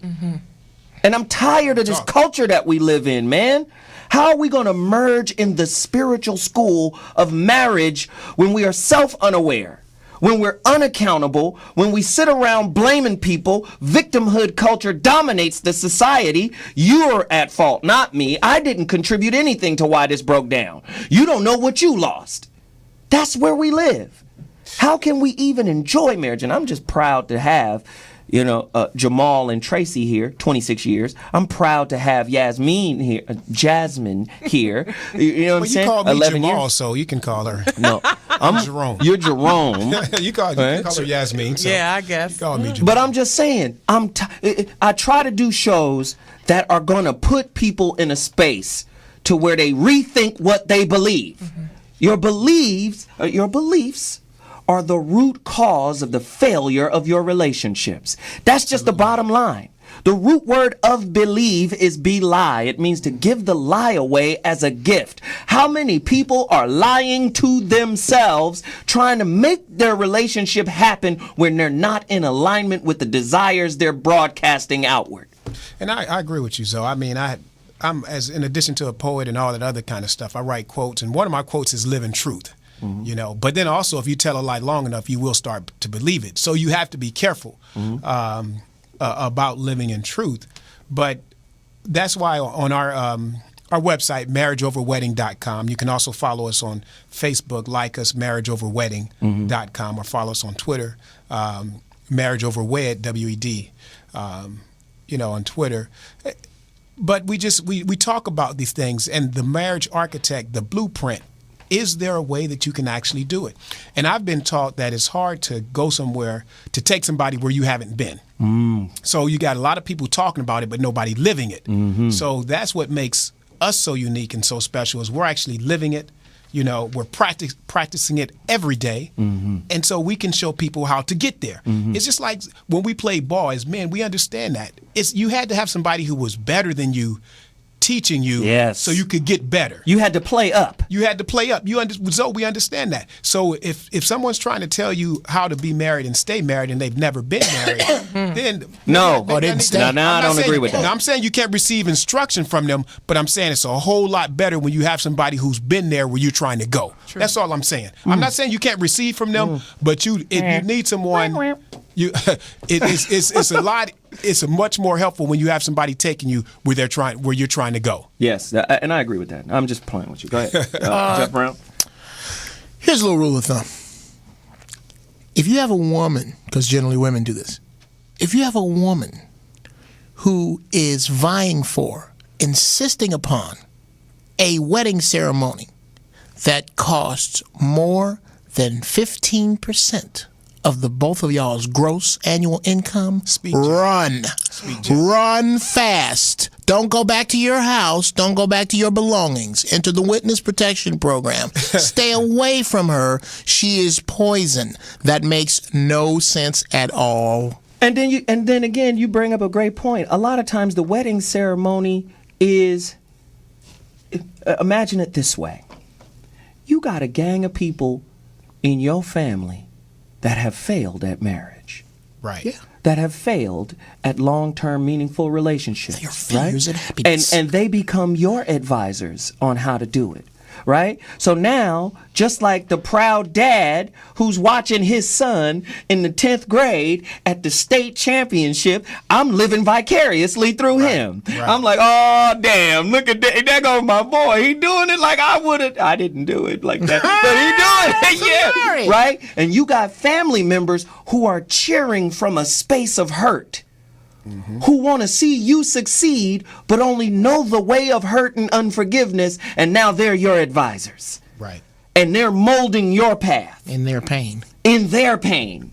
I mean, come on, man. This is why I agree with you when you say, you got to link to somebody that's there. See, I know I crack a lot of jokes and trip, but the purpose of bringing you here is because I say they there. Right. They there. Nah. Don't go to a dentist with no teeth. They're there, and she's there. Jasmine is there, and I say, okay, 11 years, all right. This is what nobody can really understand about this marriage and this long-term relationship type situation. The one intangible to all relationships is that everybody is changing. Right. Even while you're committed to one another, everybody is changing. And here's that question. Isn't growing, listen to this now, 323-965-1600, isn't growing apart still a part of being married? Yes. I would say yes. Come on now. I would say yes. Yes, Dr. Mark, where are you? We need some whiteness. Come There's on. too much color. Come on. Hit him in the paint. I think that leads to a tip that I heard from a very wise person, and what he does every month with his wife. They take a long walk, and they ask each other, "Are you on track with where you want to be and who you want to be, and are we on track with where we want to be?" But they formalize it every month. They do that, and they spend a half a day, and they just sort of think aloud. But that sort of embraces where I think when you're open to that kind of growing and exploring, you can actually embrace the other person growing apart from you because in that space of conversation, you're there trying to help each other. That's part of your loving them. But I think that's one of the best habits I've ever heard to have in a relationship. It sounds like you do that, quarterly and even Right. more so. So I'm probably preaching to the choir here, but go ahead. But Mark, you're right on with that. And we in our book we have 48 things that you must do to stay married, or you must know to stay married. In our book, How to Make Your Marriage Last Longer Than a Wedding, marriageoverwedding.com. And those are things that you just can't replace. A walk, a talk. I mean, if more couples did that, whether you're growing apart, and you don't necessarily grow apart because you're always sharing, so you're always together, even though things change. And as Jeff alluded to it earlier, you cultivate, even as you're growing apart, you cultivate the relationship that you have. So because we're different, we could spend a whole nother show on male-female differences just for that alone. So, but even as you're Jerome, growing really apart- quickly, Jerome, Yes, sir. isn't cultivation a learned skill? And this is something that maybe we have to do another show where we come back and say, this is how you learn how to cultivate. Absolutely. And as I said, even just a whole show on male-female differences, because it's always different between male and female because we are different and we think differently. Our needs are different. But so as we're going and we might be going in different directions, when you cultivate it, you still stay together. There's a saying, and It's not a deal breaker to go in different directions when you're cultivating it. Right. In regard to cultivating, there's a saying that in matters of the world, stay in control, but in matters of the heart, give it up. Right. And I think as long as you're controlling, you can't cultivate. And I think Exactly. cultivating is creating a space in which you both give up control, lean into the faith and trust of something where 1 + 1 = infinity. Right, and Wow. it makes you vulnerable. But that's why, as Jasmine said, it's not for the faint of heart. It's not for the weak. It takes a lot of courage because it makes you put yourself in a vulnerable relationship, in a vulnerable position when you're married. And I embrace that. And I think this is why marriage is so hard, is because you're dealing with two different people with two different thoughts, different plans, different ideas, and you're trying to become one. And that process is a difficult process. Some people never get past figuring out how they become one. There's some people are still being two people as they're journeying Trying to be along. married, yeah. Right, try to be married. Jerome, you Yeah. raised a good point. I love playing with language and the word vulnerable. I think if you ask someone if vulnerable means open to them, go forward. If vulnerable means danger, back away. That's a great point. Yeah. That's some Wow. great knowledge. That's why he has the DR. The Yeah, doctor. right. I got to Dr. disagree Mark. with something you said about two people coming together who have different concepts and different ideas. If your concepts and ideas are that different, then perhaps y'all ain't supposed to be together. Not true. I'm sorry, Jeff. You're my guy. I'm sorry. I really believe that. And I don't mean about generic things. Absolutely, Or, yeah, or about yeah. specific things. I Right, mean about right. generic things, okay? How does a marriage work? How many people ask themselves that before they get married? What does a marriage look like to you? This is what it looks like to me. If those two pictures are too different, then what you doing? But see, and, that's what, and how do you disagree with that and then say that a woman cannot be your woman if she ain't got a foot over there and a foot over here? Yeah, but here's the thing. Here's something that, and it go back to what the doc said about giving up control. In the realm of spirituality, which I believe relationships are in, they're not in linear, this is my plan for how it gets done. They're not there. Right. Because to me, you want to make God laugh? Tell him your plans. Sure. Yeah. Right? And that applies to relationships. So what happens to me when you say our ideas are like software on a computer? They need upgrading and sometimes they need deleting. The hardware is there. You see what I'm saying? Not if they're in a closed loop. But when I talk about spirituality, sometimes your ideas don't line up, but the spirit goes, this is where you need to be. This is where you need to be. Your ideas not lining up is an opportunity for you guys to be able to rewrite and break down those beliefs and then get the upgrade you're looking for from the inside out. Well, here's what I have to say to that is that since I am in the business of matching people. Go deeper. My job is to look at the things that people want in their relationships, what they need in their relationships, and try to find compatibility. And I recognize that there are some things that are just not flexible. Some areas in your life that are not flexible. We're talking about moral things, spiritual values. Those things, I think, if you're not compatible, if you're not on the same page, then you're obviously going to have issues. And kind of like what Jeff said, Absolutely. You're not supposed to Put be two together. squares with two squares, right? Right. So there are some things that I think that some things about relationships or two people that will say, okay, yes, these two people do not belong together. But there are some other things that kind of touch on what you were talking about a little bit more spiritually, where they may seem maybe like they're not a good fit. Right. But perhaps in other areas they may be. Right. So I think that it is not completely black and white, and why relationships constantly need improvement is because it's not black and white. There is a lot of gray area, and you need to give yourself room for those gray areas. Tracy, go deeper. And another thing that we are talking about, we're using different terms, but one thing we're talking about is expectations in a relationship. Oh, yes. Because we grow up with our families and what we see, and so when we are ready to look for a mate, we're thinking about all of that, and we want them to fulfill what's in our brain. And I think that couples really need to start speaking out, communicating what is in your brain. What do you expect me to do? What do you not expect me to do? So that I'm not, expected to jump off the chandelier when I can't even climb up there. Right, right. And Tracy brings a good point that makes me think it's not fulfill this desire. Sometimes it's fill this hole. And that's an unrealistic expectation. Yeah. You cannot fill a hole from the outside in. It has to be filled from the inside out. And this is why marriage and relationships fail. Because all too often we're throwing that life raft onto a person as opposed to putting it around ourselves. I'm just saying. Who had the point? Jerome. I was going to say, but Tracy, I like the chandelier, though. You know that, baby. So, Don't reveal the marital porn series. Oversharing, 5-yard penalty. Repeat the down. But I did want to comment on what Brother Jeff has said. Within a relationship, or as we're dating, there are deal breakers. If we're trying to talk about what our faith is, and she believes this and I believe that, I don't know if that's going to work. How are we going to raise our kids? Well, I think we should do this, and I'm saying, those are deal breakers. If we can't agree on those things, especially how we're going to raise our kids. Because you're going to allow them to listen to this, look at that, and I'm saying no, they shouldn't. That's not good. And Jasmine alluded to it also. The morals, the values. What do we stand for? If she stands for nothing, I stand for everything.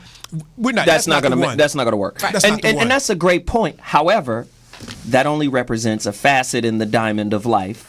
Because there are, you like that, right? You like that, right? I like that, but I said the same thing, and y'all Well, we like jumping. Well, wait a minute. We like jumping on you, Jeff. I got my scrote hammer. Hey, Jeff. I took my scrote out and had just your back wham. on that, Jeff. I would had your back on that. I was saying I agree with what you were saying. Yeah, I got you.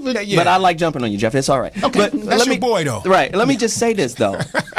You make a great point in the last point you made, but there are still millions of people out there that are what I call interfaithfully married successfully.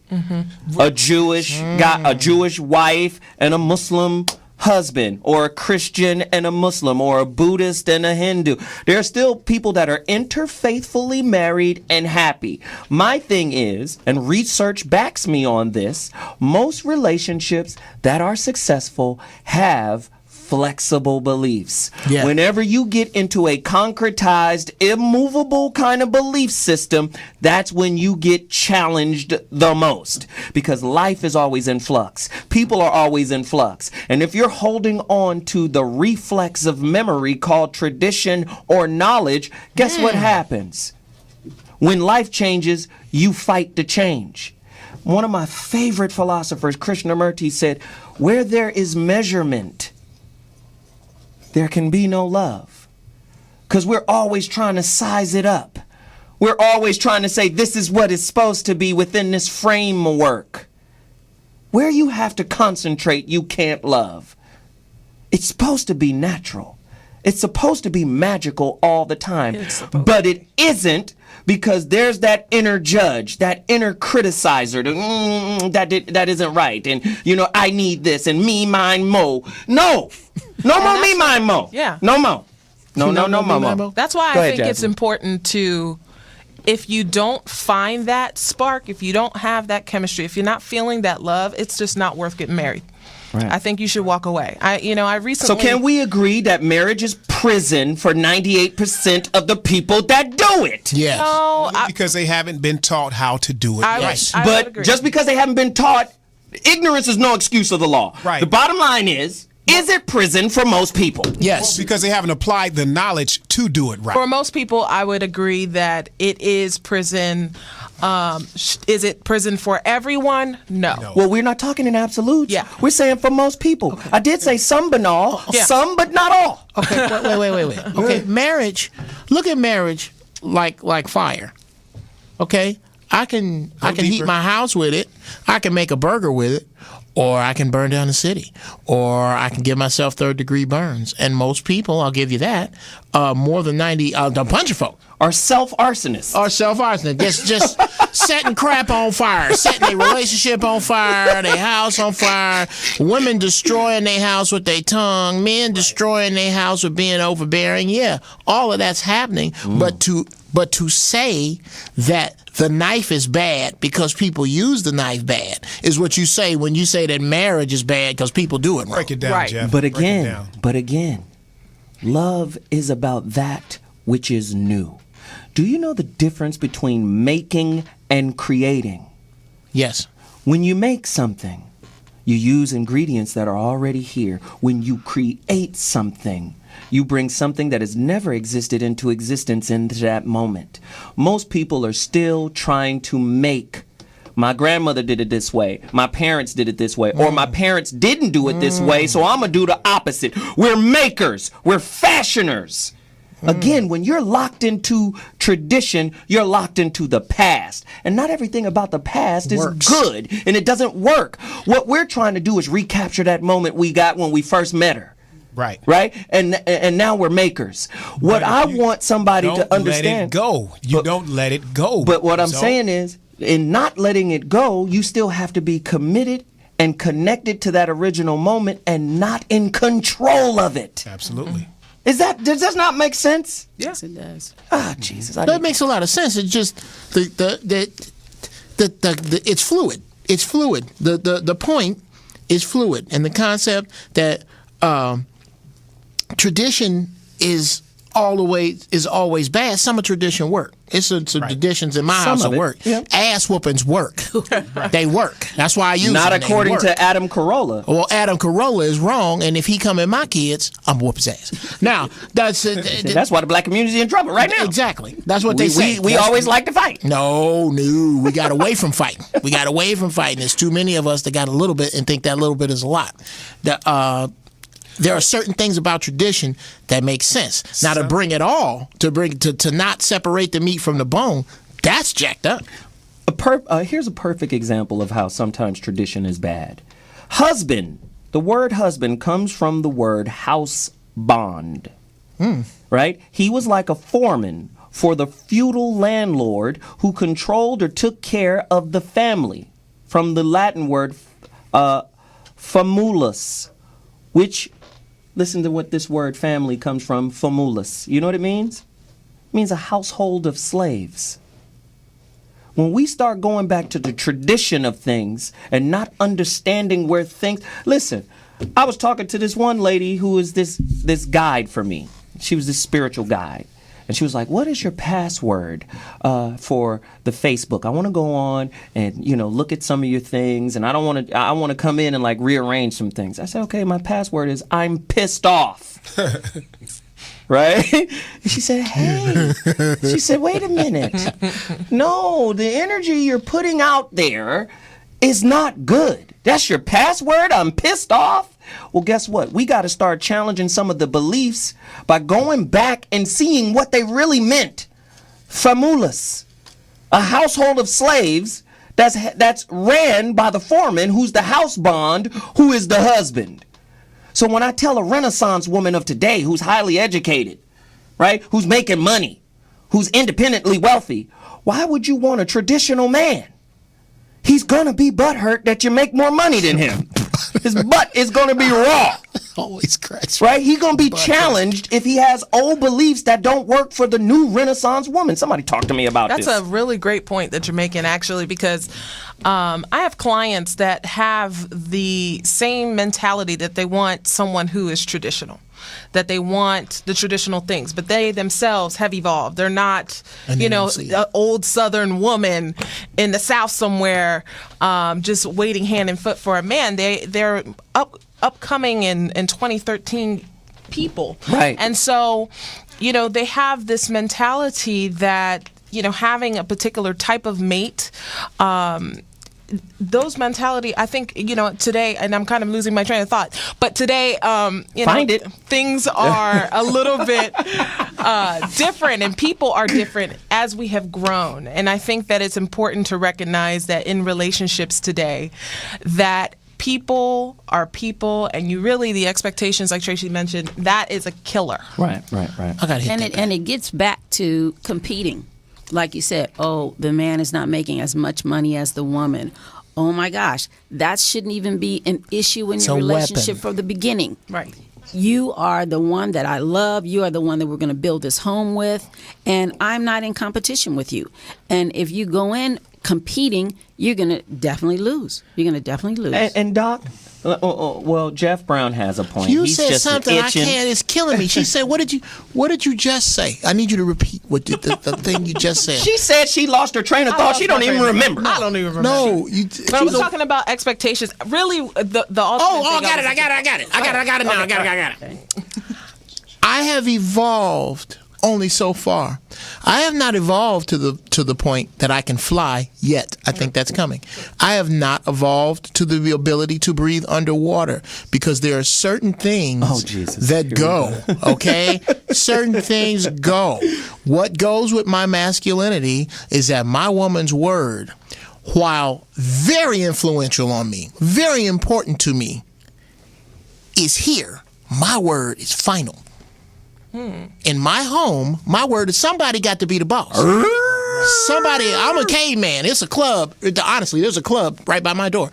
I am a caveman. I believe my woman, I am the head, she is the neck. And But she your can wife turn. understands Looks like that meat's about you. back on the menu. Absolutely. See, but that's the thing. I mean, your wife understands that that's you, and she loves you and respects you for the man that Absolutely. you are.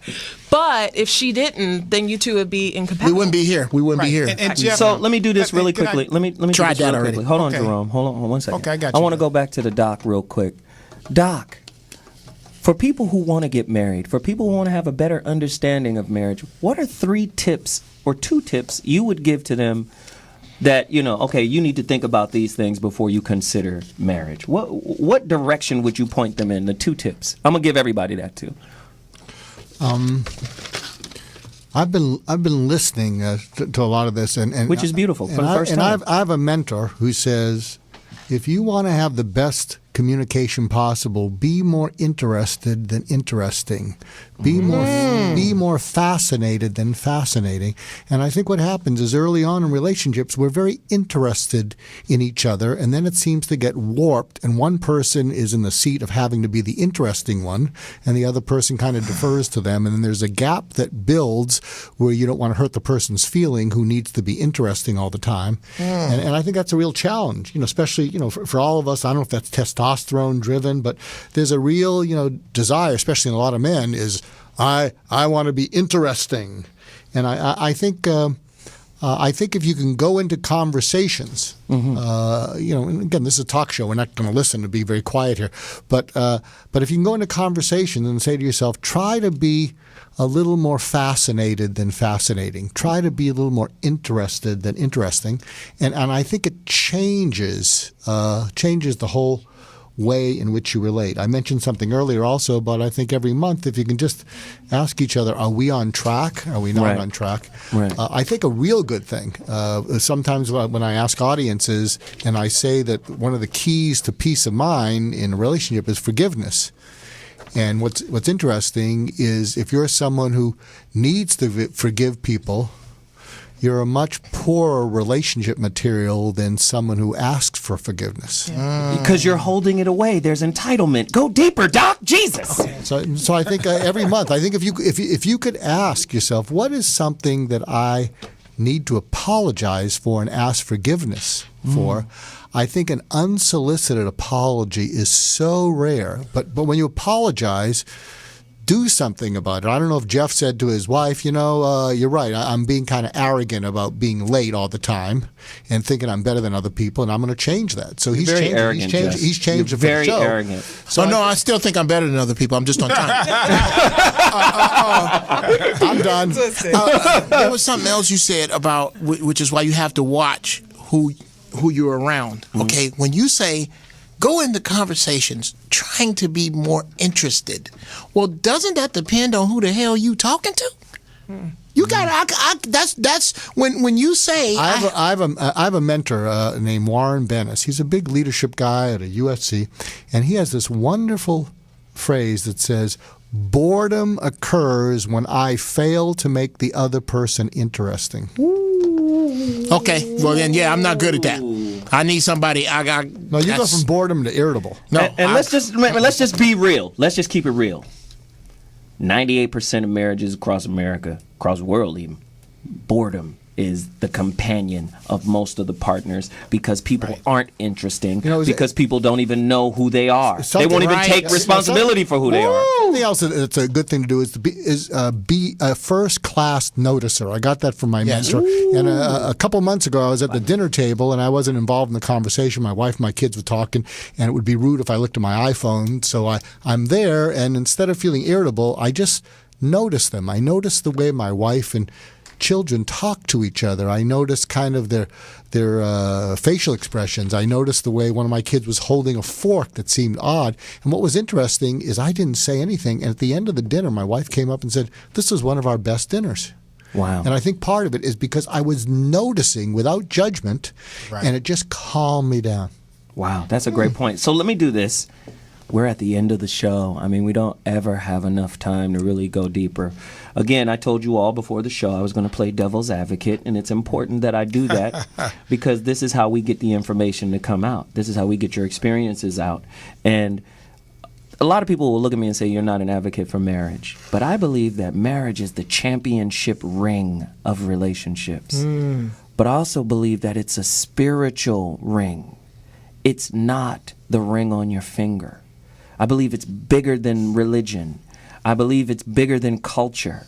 I believe it is the divine marrying and recognition of two similar souls.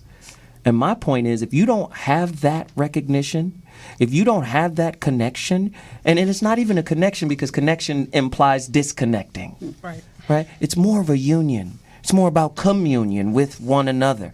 If you don't have that, you have an empty, hollow, societal template.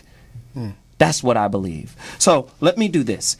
Jerome Vincent Carter, as we wrap this show, where can people find you? Websites, emails, all of that stuff. Where do they connect? They can connect with us on marriageoverwedding.com, and they can get a free gift if they let us know they were listening on your show, on the Zoe show today. Zoe what? Zoe What Show. Yes. So go on, you get a free gift if you go to our website, marriageoverwedding.com. If you decide you want to invest in the book, you get a free gift as well. So we have free gifts for all the listeners who invest and even those who don't. So is that an email? Marriageoverwedding.com is our website. marriageoverwedding.com. Go there right now. Get your free Zoe What Morning Show gift from Jerome Vincent Carter, as well as Miss Tracy over there, who runs the whole show, by the way. Absolutely. So I love it. I love it. Thank you guys for being on. And again, Jasmine. You're welcome. Diaz. All right. Tell them the name of your weird company. Come on. Well, people can find me at Sean McKenzie Agency.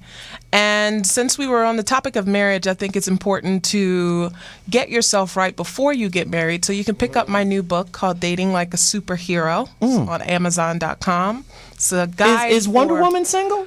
You know, she might be. A black Wonder Woman? You know, there's quite a few of them. Yeah. But yeah, you can pick up my new book, Dating Like a Superhero, the Single Professional's Guide to Saving Your Love Life on Amazon or Barnes & Noble. And you can visit our website at SeanMcKenzie.com. Wow. This is great. And I've just been instructed to do this really quickly. If you want a copy of my book, please get at me. 2319 ZO1@gmail.com. That's 2319ZO1@gmail.com. Again, let me do this too. Don't forget Jerome Vincent Carter. Please go get his works. The brother is incredible. His family is incredible. I love it. Dr. Mark, where can they find you really quickly? I've started a global community called Heartfelt Leadership. Our mission is Daring to Care. It's going to launch on 5 continents in the next couple of years. But it's finding people who walk the talk, and they're successful, but they're all about making a difference much more than making a dollar. Wow. Jeff Brown. Facebook at GB Funny Style is my Twitter. Ignorant T-shirts and ringtones to come. Yes.